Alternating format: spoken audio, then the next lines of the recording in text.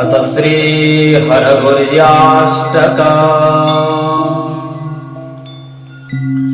ॐ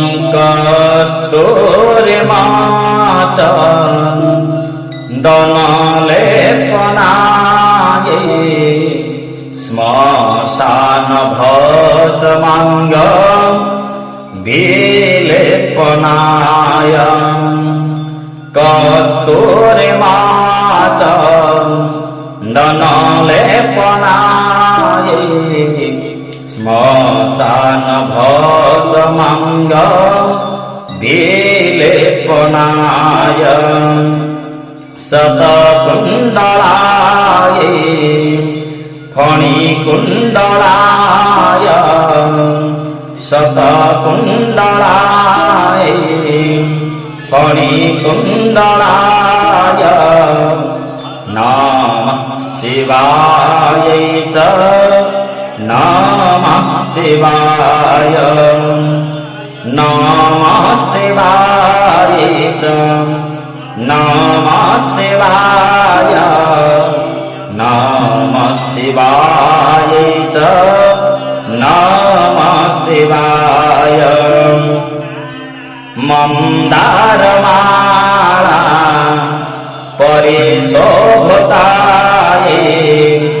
मन्दारमाला परिशोभिताय कपालमाला परिशोभिताय दिव्याम्बराय च दिगम्बराय दिव्याम्बराय च दिगम्बराय नमः शिवाय च नमः शिवाय नमः शिवाय च नमः शिवाय नमः शिवाय च नमः शिवाय जलक्रोणतकन नूपुराय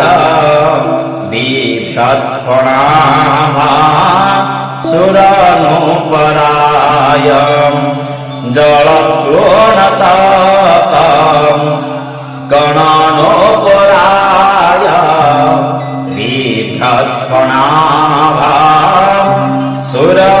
बिभ्रत्फणाभासुरनूपुराय हेमाङ्गदाय च फणाङ्गदाय हेमाङ्गदाय च फणाङ्गदाय नमः शिवाय च नमः शिवाय नमः शिवाय च नमः शिवाय नमः शिवाय च नमः शिवाय विलोलनीलो पललोचनाय विलासपङ्के रुहालोचनाय विलोलनीलो पललोचनाय विलासपङ्के रुहालोचनाय त्रिलोचनाय विषमेक्षणाय त्रिलोचनाय विषमक्षणाय नमः शिवाय च नमः शिवाय नमः शिवाय च नमः शिवाय नमः शिवाय च नमः शिवाय प्रसन्नपृष्ठे सुखदाश्रयाय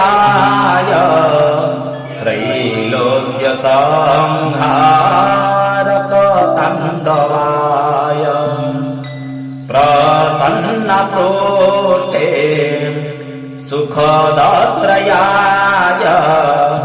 त्रैलोक्यसङ्घारकताण्डवाय कृतस्मराय विकृतिस्मराय कृतस्मराय विकृतिस्मराय नमः शिवाय च